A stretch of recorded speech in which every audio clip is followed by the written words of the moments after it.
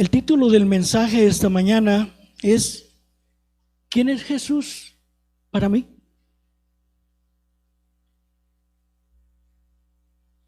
Cuando todavía no hay madurez en un discípulo que va en crecimiento espiritual, es muy frecuente que reprima ciertas dudas que se presentan en su vida, en su crecimiento. Es posible que el discípulo manifieste que en su exterior hay un fortalecimiento de fe, lo que no ocurre muchas veces en su interior. Por eso es necesario que esos interrogantes, que esas dudas que surgen muchas veces en nuestro caminar, sean puestas delante del Señor, para que Él, a través de su Santo Espíritu, que es el que nos guía y nos enseña, nos aclare, nos muestre la luz, nos permita entender en cierta forma sus caminos y sus propósitos en cada uno de nosotros. Amén. La palabra que hoy el Señor nos da está en el Evangelio de Mateo, en el capítulo 16, a partir del verso 13 y hasta el 20. Capítulo 16 de Mateo, de los versículos 13 al 20. Y dice la palabra: viniendo Jesús a la región de Cesarea de Filipo, preguntó a sus discípulos diciendo: ¿quién dicen los hombres que es el Hijo del Hombre? Ellos dijeron: unos Juan el Bautista, otros Elías y otros Jeremías o alguno de los profetas.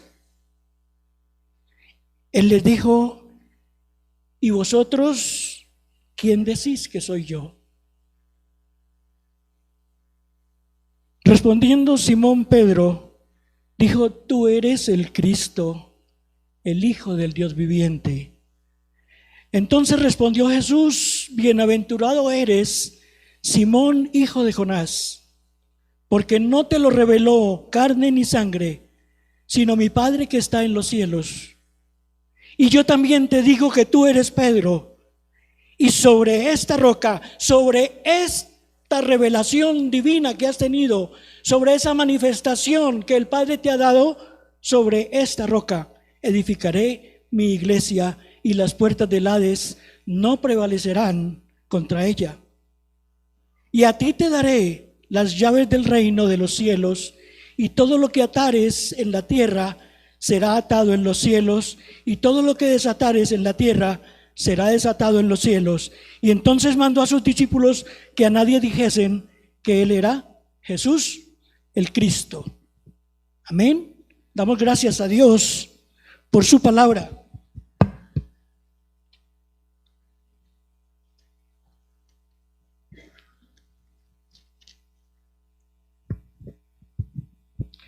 Vemos aquí en esta porción que el Señor nos da hoy que Jesús subió a las aldeas de Cesarea de Filipo y Él estaba en Betsaida y va a un terreno gentil, y el propósito era enseñarles a sus discípulos con calma quién era Él y su reino. Se va a Cesarea de Filipo con todos sus discípulos, y la gente a pesar de que la gente tenía un buen concepto de Jesús, Él les hace una pregunta: ¿qué dice la gente que soy yo?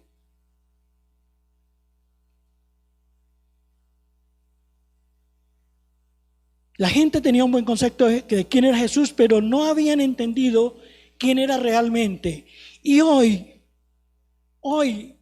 al presente, de pronto esa pregunta también viene de pronto a nosotros, cuando el Señor pregunte a nuestra vida: ¿qué dice la gente que soy yo para ellos? ¿Será que podemos nosotros tener una respuesta correcta hacia el Señor? Decirle a Él: he hablado tu palabra, he dado tu testimonio, he mostrado la gracia tuya, Señor. La gente ha entendido. ¿Podemos quizás dar esa respuesta a Jesús? Mire, él eligió ese escenario, una zona de fuerte influencia griega. Los griegos generalmente se caracterizaban por su idolatría. Él escogió esa zona de cultura pagana, muy helenizada e idólatra. ¿Para qué? Para que el hombre en ese momento, sus discípulos en ese momento, tuvieran esa confrontación de decir, o Jesús o los ídolos, o el reino espiritual o un reino material. Por eso la pregunta del Señor Jesús esta mañana para nosotros como sus discípulos es: ¿qué dice la gente de mí? ¿Qué dice la gente que soy yo? Jesús fue a Cesarea de Filipo porque esta ciudad se llamaba así en honor de César. Él la edificó Herodes y se adoraba la divinidad de César en un templo. Esa es otra forma de confrontarnos. O buscamos adorar en un templo, o nos concientizamos de que somos templo del Espíritu Santo, donde tenemos que adorar a Dios en espíritu y en verdad, como Él busca que le adoren. Habla de religión y habla de fe. Es el lugar que Jesús escogió para hacer la pregunta, para que ellos tomaran una decisión por César o por Cristo. César era adorado por lo que tenía y por lo que hacía para ellos en ese tiempo. Pero Cristo, ¿qué tenía para demostrar en ese momento? Él ya les había dicho: el Hijo del Hombre no tiene donde recostar su cabeza. Mi reino no es de este mundo. Ve y vende todo lo que tienes, dalo a los pobres y sígueme. Era muy difícil para estas personas en ese tiempo entender realmente quién era Jesús. Mi reino no es comida ni bebida. Otro de los alusiones que hacía el Señor a su reino. Hoy día para algunas personas les es difícil decir y decidir quién es Jesús. Muchas personas nosotros encontramos en el camino, en la calle, cuando de pronto hablamos de nuestra fe, a muchas personas les cuesta entender y muchas veces hasta decir quién es Jesús para ellos. Precisamente por razones como estas y también por los movimientos de las llamadas doctrinas de la prosperidad, porque hoy se hace énfasis más en la prosperidad material que en la prosperidad bíblica. Hoy se hace más énfasis en lo material que en lo espiritual. No ha cambiado nada el panorama de hace 2020 años a lo que vivimos hoy. Vemos cómo el mundo está cambiando y la gente común y corriente lo toma como algo que viene y va. Que viene, pasa, hace su efecto y se va. Pero nunca han tenido la oportunidad de escudriñar las Escrituras para darse cuenta de que esto que está pasando ya está escrito en la palabra de Dios. En el camino Jesús hace la pregunta más importante, diría yo, para ellos, sus discípulos en aquel tiempo y para nosotros hoy, como lo dije antes. ¿Quién dicen los hombres que soy yo? Podemos dar respuestas a Jesús de lo que hemos escuchado de la gente cuando le hemos hablado de Él. Aquí Él comienza con la pregunta: ¿quién dice la gente que soy? Y no ¿qué dice la gente de mis milagros o de mi persona? Porque la gente busca hoy en día, mucha gente busca milagros, busca señales, como hace 2000 años, cuando el Señor caminaba en esta tierra. ¿A qué viene usted? Vengo a ver si el Señor me hace el milagro. ¿Qué lo trajo acá? No, pues vengo a ver qué dan, qué están dando. Pero ninguna persona, cuando entra por primera vez, reconoce que viene a buscar a Cristo porque es un pecador, porque necesita un cambio de vida, porque necesita cambiar de actitud, porque está agobiado por los quehacer, por los trajines de la vida.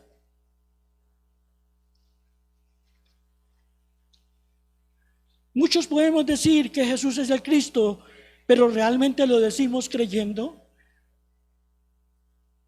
Utilizamos el nombre de Cristo para muchas cosas.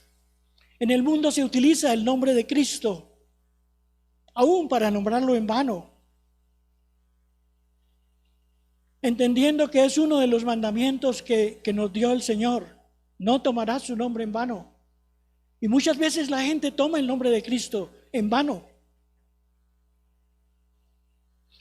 ¿Quién es Él en tu vida? ¿Quién es Él en mi vida? ¿Qué ha hecho Jesús en mí? ¿Qué hizo Jesús en mí cuando antes de yo conocer la palabra, antes de entrar en los caminos del Señor? Si hacemos un retrospectivo a nuestra vida, tenemos que darnos cuenta de que muchas veces el Señor, aunque no éramos creyentes, aunque no le conocíamos, aunque no le confesábamos, Él nos libró en muchas ocasiones aún de la muerte. ¿Cuántos quizás atravesando un río pudieron haberse ahogado, pero el Señor los sacó? ¿Cuántos en un temblor, en un terremoto fueron librados de la muerte porque el Señor tenía un propósito en sus vidas? ¿Cuántos han sido librados de atracos, de robos, de homicidios? Porque el Señor ha tenido misericordia y Él sabe que tiene un propósito en esa vida que está delante de Él. Lo que pasa es que nosotros no sabíamos, no le conocíamos, no sabíamos quién era Jesús para nosotros. La respuesta no se acerca a la realidad porque todos tenían un excelente concepto de quién era Jesús, pero ninguno lo conocía como realmente Él es.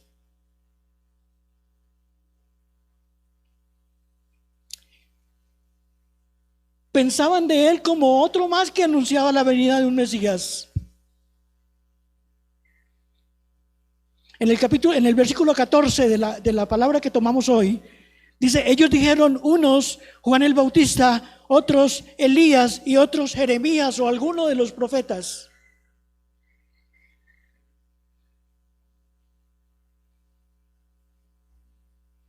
Pensaban de Él como otro más que anunciaba la venida de un Mesías, pero nunca se les pasó por la mente pensar que Él es el Mesías. Y quizá pensaban que Él era el complemento del Mesías esperado, como lo habían visto en Juan el Bautista. Por eso la respuesta de ellos, unos que Juan el Bautista. Quizá hacían una semejanza hacia Elías por los milagros que el Señor hacía. Quizá hacían semejanza hacia uno de los profetas porque él les decía lo que estaba por venir. De pronto los exhortaba y de pronto en un momento también les hablaba fuerte, como lo hizo allá en el templo o como lo hizo con los fariseos.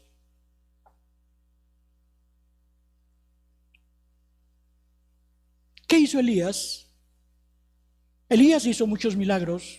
Si miramos el Antiguo Testamento, Elías fue usado por el Espíritu Santo de Dios para desarrollar multitud de milagros. ¿Qué hacían los profetas? Exhortaban al pueblo, enderezaban el camino de un pueblo, les mostraban lo que podía sucederles si se iban por determinado lado.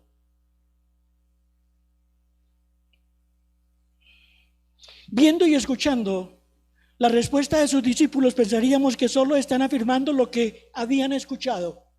Y muchas veces nosotros lo hicimos. Hablamos de Jesús por lo que habíamos escuchado allá tomando el libro de Job, dice, de oídas te había oído, pero ahora mis ojos te ven. Quiero que vayamos a Lucas, capítulo 9, del 7 al 9.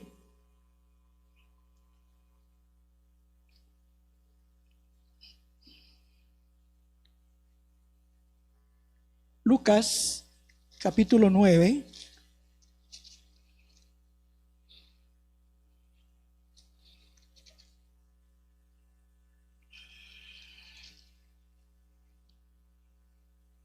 Dice, Herodes el tetrarca oyó de todas las cosas que hacía Jesús y estaba perplejo porque decían algunos, Juan ha resucitado. Entonces aquí respalda a la palabra de Mateo cuando decía unos que Juan el Bautista.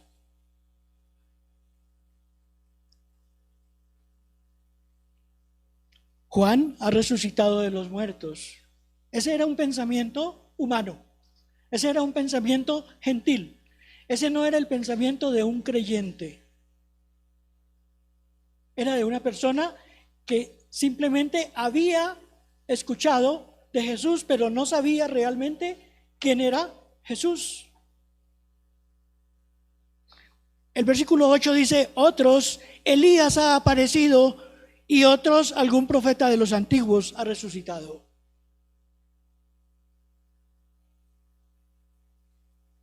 De pronto con Elías, recordaban ellos cuando el Señor les dijo, cuando venga Elías,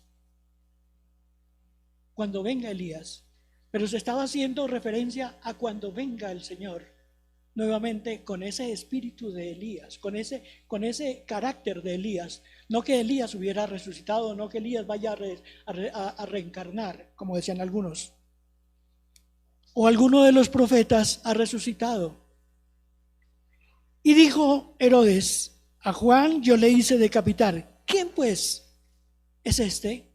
Ahí es cuando comienza el Espíritu Santo de Dios a convencer. Si él mandó matar, si Herodes mandó matar a Juan, y él mismo se hacía esa confirmación en sí mismo, decía, yo lo hice decapitar, vi su cabeza en una bandeja, no puede ser este que haya resucitado. ¿Quién pues es este? Y ahí es donde está el deber nuestro. Cuando el mundo se hace este cuestionamiento, ¿quién es este? ¿Quién es este que salvó mi vida? ¿Quién es este que me está convenciendo? ¿Quién es este que conoce mi vida? Ahí es donde tenemos que entrar nosotros a dar testimonio de la verdad. ¿Quién pues es este de quien oigo tales cosas? Una vez encontré un hombre en un centro comercial y me hizo una pregunta referente a mi edad. Y entonces yo le dije el Salmo 103. Y él me dijo, ¿y qué dice el Salmo 103?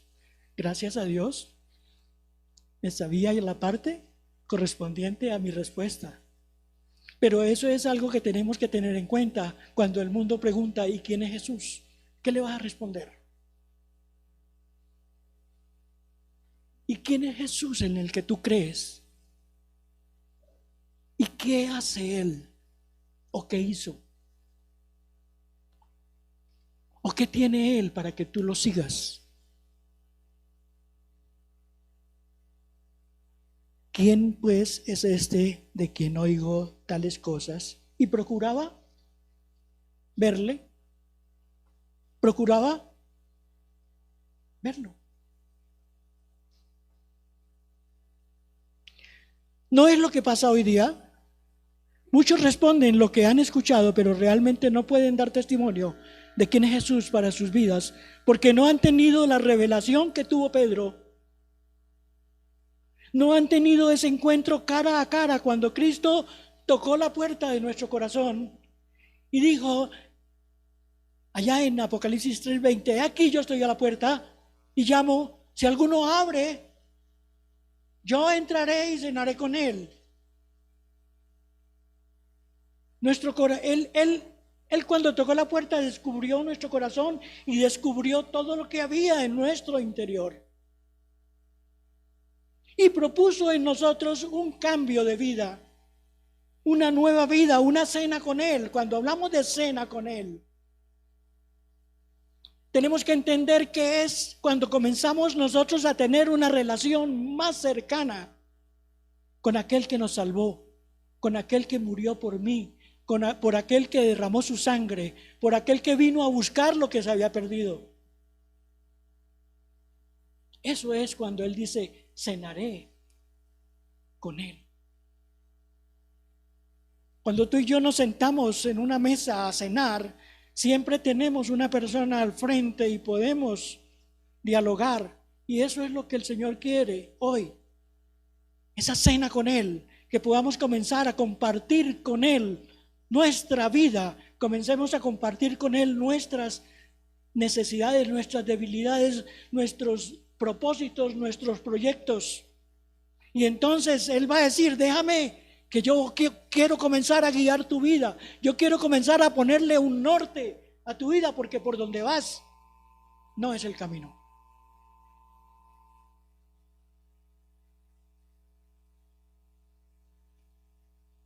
En el verso 15 de Mateo, volvemos por favor.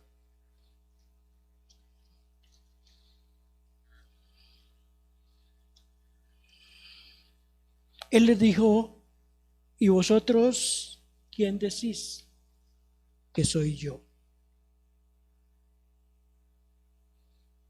Escuchando sus respuestas, quizá tendremos que imaginar qué pensó el Señor en ese momento. Allá, 2020 años atrás, y quizá qué piensa el Señor hoy de nuestra respuesta. ¿Quién es Jesús para mí?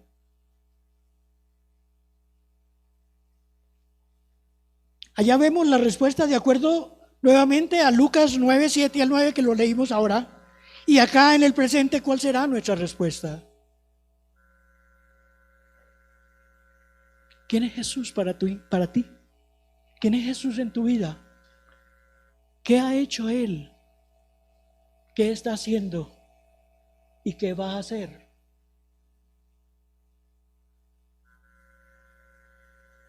Ellos tenían un concepto de un Mesías político y no un Mesías en un reino espiritual. Cuando ellos vieron, cuando Jesús entró allá en el Domingo de Ramos, que conocemos, que lo vieron montado en un burro,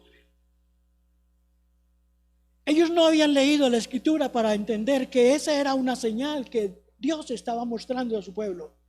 Ellos esperaban a un Mesías montado en un caballo blanco, porque generalmente el comandante de un ejército generalmente montaba un caballo blanco.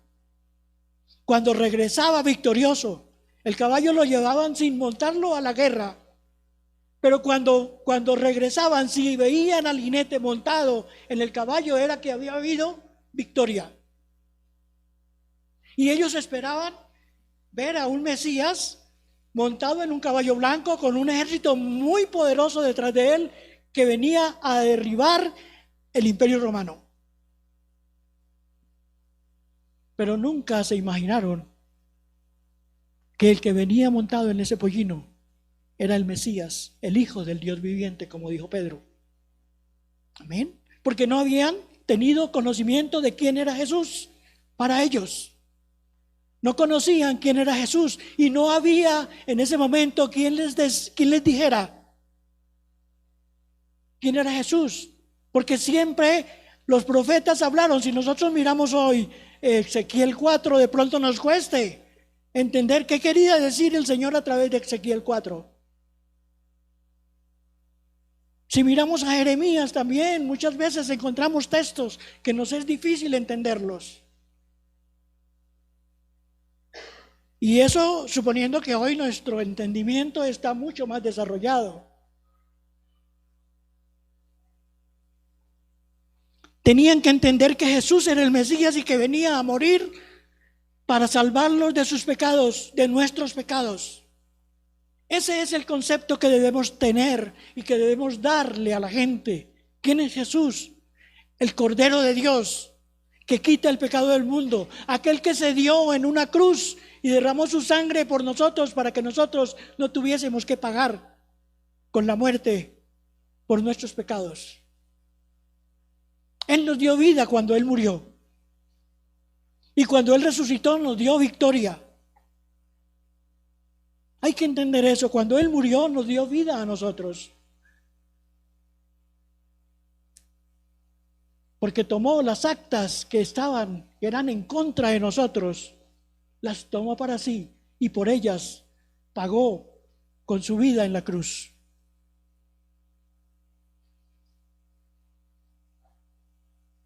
Ellos tenían que entender que Jesús era un Mesías que venía a morir por los pecados de la humanidad y luego en una segunda venida sí venir a sentarse en el trono y comenzar a reinar aquí en la tierra. Eso lo entendemos nosotros hoy, porque se nos ha revelado, se nos ha enseñado, ha habido quien nos enseñe, quien nos guíe, está la presencia del Espíritu Santo. Cuando llegó allá después en Hechos 2 de los apóstoles, que vino el Espíritu Santo y el Señor Jesucristo dijo, Él les va a recordar todo lo que yo les he dicho, Él los va a guiar a toda verdad. Y si tú no entiendes todavía, Santiago dice, el que no tenga sabiduría, pídala, que Dios la da sin medida. Pero no guardemos la Biblia en la casa, no la dejemos abierta en el Salmo 91. Hay que escudriñarla, dice el Señor, vosotros escudriñáis las Escrituras porque les parece que ahí está la vida. Y verdad, ahí está la vida. Jesús es la vida, Jesús es el camino. Jesús es la puerta.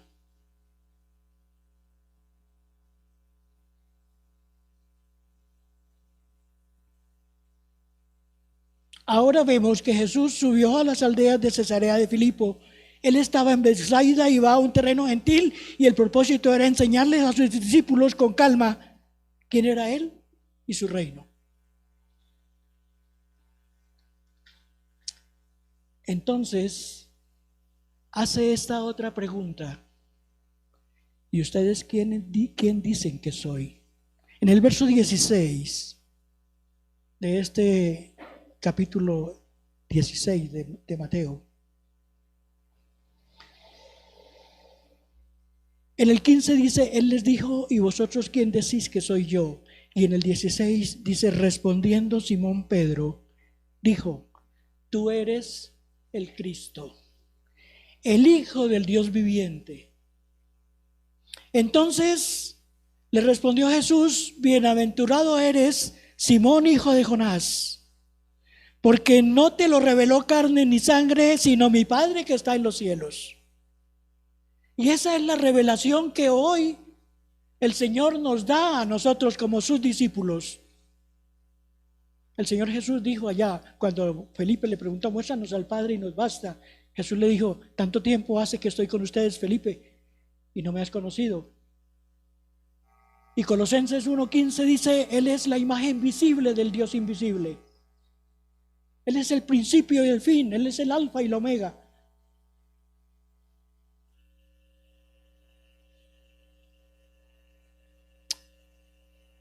Y entonces, en el versículo 18 dice Jesús, hablándole a Pedro, y le dice, y yo también te digo que tú eres Pedro. Ya no le dijo Simón, hijo de Jonás, sino le dijo, tú eres Pedro, que quiere decir piedra, no roca. Tú eres Pedro, piedra. Y sobre esta roca, sobre esta verdad que mi Padre te ha revelado, sobre esta roca, imaginémonos al Señor Jesús señalándose a sí mismo, aunque de pronto no lo hizo, pero para que entendamos hoy, sobre esta roca edificaré mi iglesia.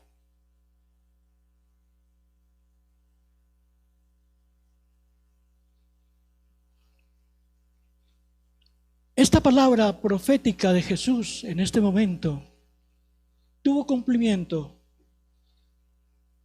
allá en Hechos de los Apóstoles. capítulo 2, cuando vino el Espíritu Santo de Dios. Dice, estaban unánimes en el día de Pentecostés, estaban todos unánimes juntos, y se sintió un estruendo como de muchas aguas, ¿cierto? ¿Y qué pasó? Vieron cómo sobre cada uno de los 11 con las mujeres que estaban ahí, porque los que estaban en el aposento alto eran los 11 y unas mujeres, estaba María, la madre de Jesús, estaba María Magdalena y otras mujeres. Dice, estaban unánimes juntos y se les aparecieron sobre ellos como lenguas de fuego. Es el momento en que el Espíritu Santo viene, cumpliendo así la promesa dada por Jesús. Es necesario que yo me vaya, porque si me fuere, les enviaré de mi Padre el Espíritu Santo, y Él los va a guiar a toda verdad. Es ahí, en ese momento, cuando el Señor Espíritu Santo da inicio a la iglesia a la cual pertenecemos, de la cual somos el cuerpo y de la cual el Señor Jesucristo es la cabeza.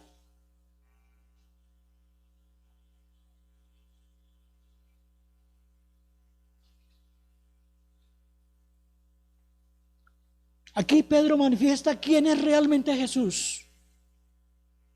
Tú eres el Cristo. En griego era el ungido. Esa palabra Cristo en griego quería decir el ungido de Dios. El Hijo del Dios viviente.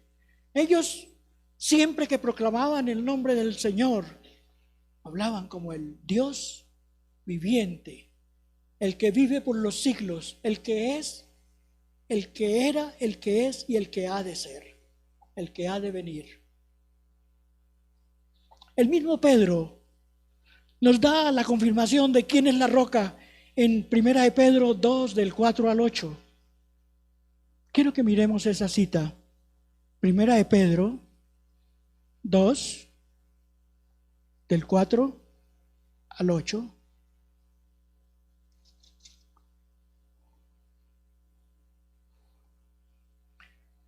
Dice el apóstol Pedro en su epístola, acercándoos a él, piedra viva, desechada ciertamente por los hombres, mas para Dios escogida y preciosa. Vosotros también como piedras vivas, fíjese que ya nosotros nos constituimos aquí como piedras vivas. ¿Cómo se edifica la iglesia? Por los que entran se constituyen en piedras vivas. Somos piedras vivas que estamos siendo edificados sobre un fundamento que se llama Cristo, que es la roca, la cabeza del ángulo, la piedra angular, Jesucristo mismo. Y sobre Él, sobre su doctrina, sobre su vida, se edifica la iglesia porque Él es la cabeza y nosotros somos el cuerpo. Vosotros también como piedras vivas sed edificados como casa espiritual y sacerdocio santo para ofrecer sacrificios espirituales aceptables a Dios por medio de Jesucristo. Por lo cual también contiene la Escritura: he aquí pongo en Sión la principal piedra del ángulo, escogida y preciosa, y el que creyere en él no será avergonzado. Para vosotros pues los que creéis, él es precioso, pero para los que no creen, la piedra que los edificadores desecharon ha venido a ser cabeza del ángulo y piedra de tropiezo y roca que hace caer. Está confirmando el mismo Pedro que él no es la roca, como lo dice la tradición. Ahora viene algo más importante, quizá para nuestra comprensión. Y a ti te daré las llaves del reino de los cielos, y todo lo que atares en la tierra será atado en los cielos, y todo lo que desatares en la tierra será desatado en los cielos. Y entonces, basados en este versículo, muchos nos presentan al Señor Pedro allá con un llavero colgado en la cintura en la puerta del cielo, y resulta que el cielo no tiene puerta, la puerta es Jesucristo. Las llaves del reino están aquí en Hechos de los Apóstoles, capítulo 3. Quiero que miremos. Hechos 4, 11 y 12, perdón. Hechos 4, 11 y 12, por favor.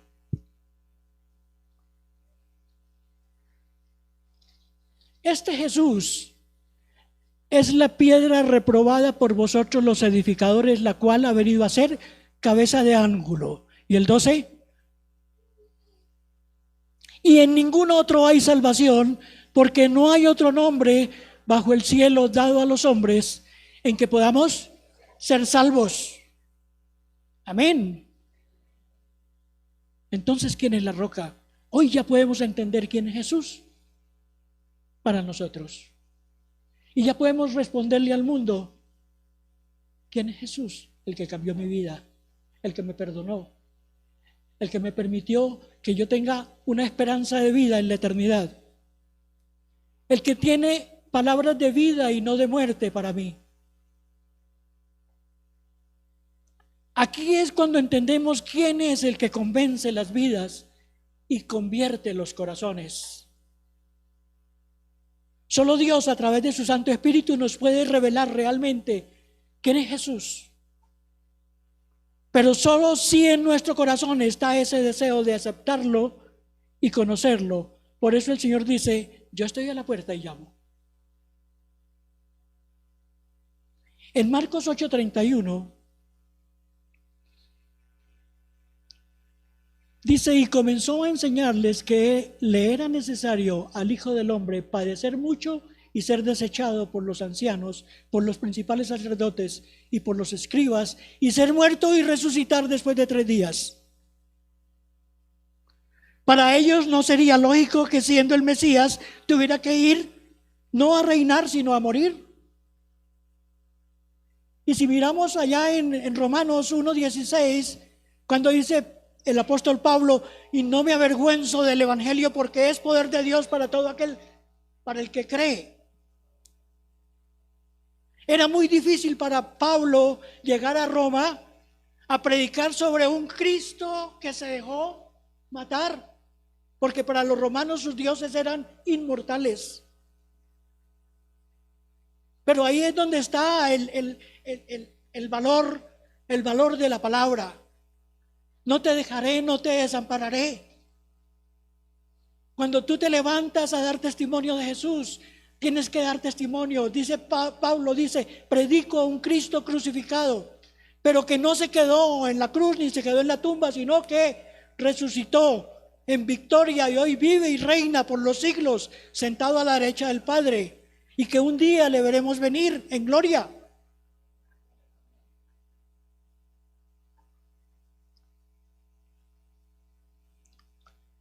Solo Dios, a través de su Santo Espíritu, nos puede revelar realmente quién es Jesús. Pero solo si en nuestro corazón está ese deseo de aceptarlo y conocerlo. En Marcos 8:31, Él les dice que tenía que morir, pero también les estaba diciendo que iba a resucitar. Para ellos implicaba que debían llevar al Mesías a Jerusalén y sentarlo en el trono de David para que comenzara a reinar. ¿Se acuerdan en un pasaje donde dice que lo quisieron hacer rey y Jesús se escabulló por el medio de ellos? Porque vuelvo otra vez el Señor a decir, mi reino no es de este mundo. El reino del Señor no es un reino material, es un reino espiritual.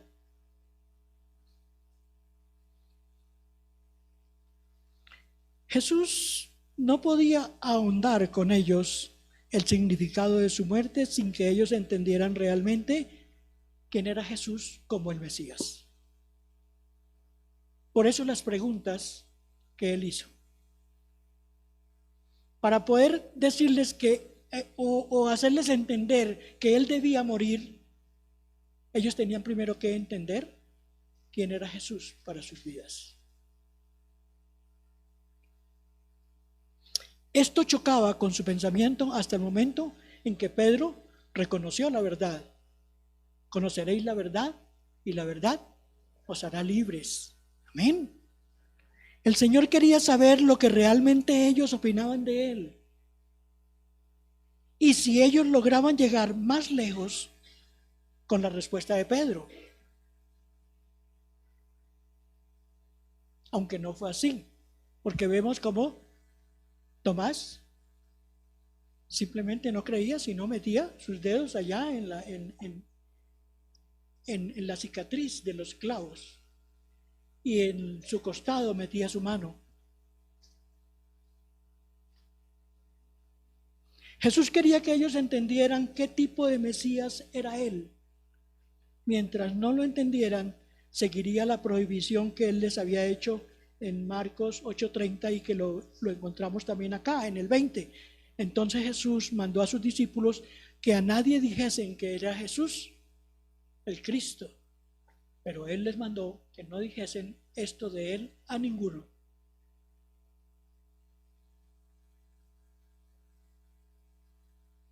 Aunque hoy tenemos una tarea por delante para cada uno de nosotros. Repito otra vez, la tarea nuestra es dar testimonio de Jesús, de lo que Él hizo, de lo que Él está haciendo y de lo que Él hará. Amén. Él los mandó, pero ellos no habían avanzado sin saber quién era Jesús realmente. La respuesta de Jesús a Pedro, emocionado quizá por la revelación recibida, por ser la primera vez que un hombre lo expresara.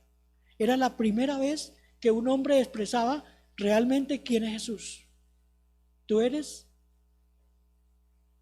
el Cristo, el Hijo del Dios viviente. Es como los primeros pasos de un niño, cuando un niño comienza a caminar. Se está refiriendo a los primeros pasos del creyente, a los primeros pasos de la iglesia. Aquí es cuando comienza en Hechos de los Apóstoles, cuando dice, a ti te daré las llaves del reino. Quiero que miremos Hechos 2:29, Hechos 2:29 al 36. Acompáñenme.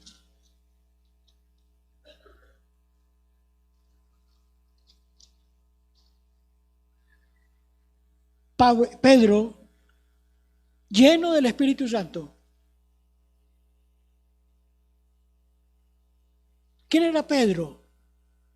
Era un pescador, iletrado. Era una persona del común. Pero él fue en ese momento lleno del Espíritu Santo.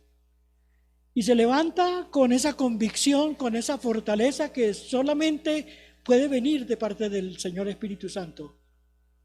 Y entonces en los apartes de este sermón que él emite, dice, varones hermanos, se os puede decir libremente del patriarca David, que murió y fue sepultado y su sepulcro está con nosotros hasta el día de hoy. Pero siendo profeta y sabiendo que con juramento Dios le había jurado que de su descendencia en cuanto a la carne levantaría al Cristo para que se sentase en su trono, que eso va a pasar cuando el Señor Jesucristo venga por segunda vez.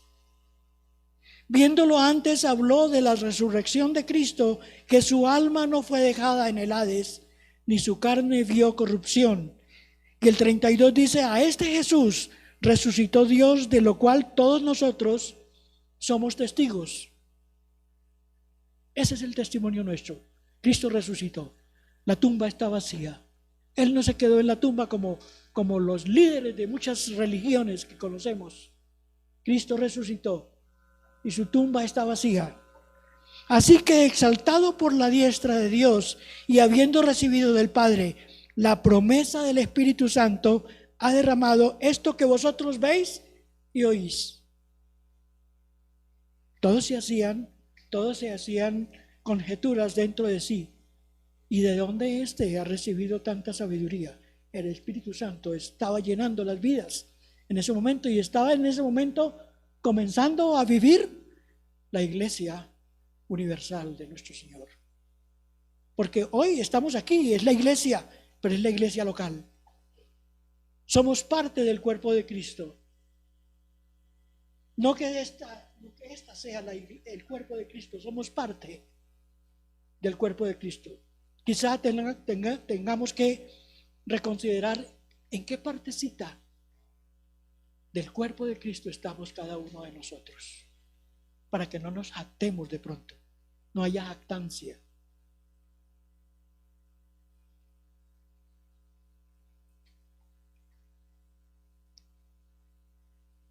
Así que exaltado por la diestra de Dios y habiendo recibido del Padre la promesa del Espíritu Santo, ha derramado esto que vosotros veis y oís, porque David no subió a los cielos, pero él mismo dice, dijo el Señor a mi Señor, siéntate a mi diestra hasta que ponga a tus enemigos por estrado de tus pies.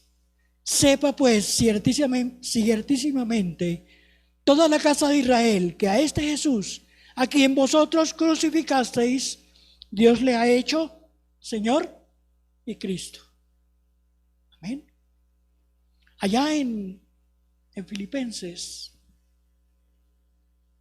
en la exaltación, en la porción donde se habla de la exaltación del Señor Jesús, dice que Dios le exaltó al grado sumo y le dio un nombre que es sobre todo nombre, para que en el nombre de Jesús se doble toda rodilla y toda lengua confiese que Él es Señor y Cristo.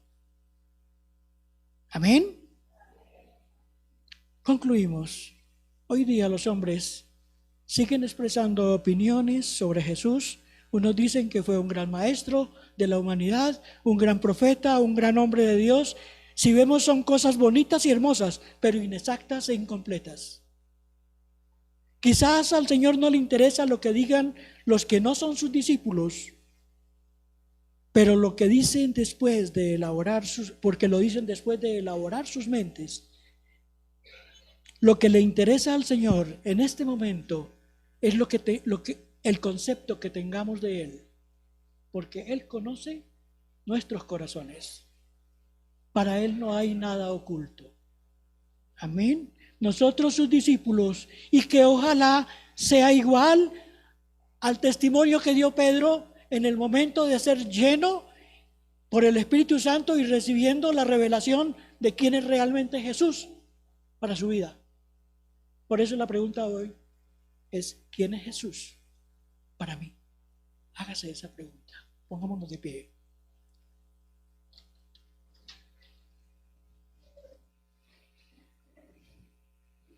Padre Celestial, te damos muchas gracias, Señor, por tu palabra, por tu Santo Espíritu, por tu presencia, Señor, en nuestras vidas.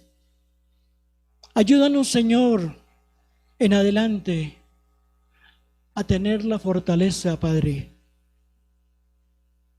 dada por tu Santo Espíritu para dar testimonio de tu verdad,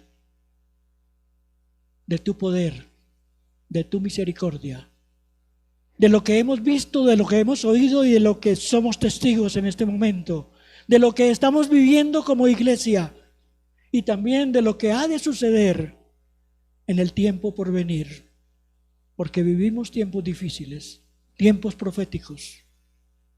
Es necesario que volvamos a escudriñar las Escrituras y que nos afiancemos cada día más de la mano poderosa de Jesús, el autor y consumador de la vida, el que vive y reina por todos los siglos. Amén. Que Dios les bendiga rica y abundantemente. Amén.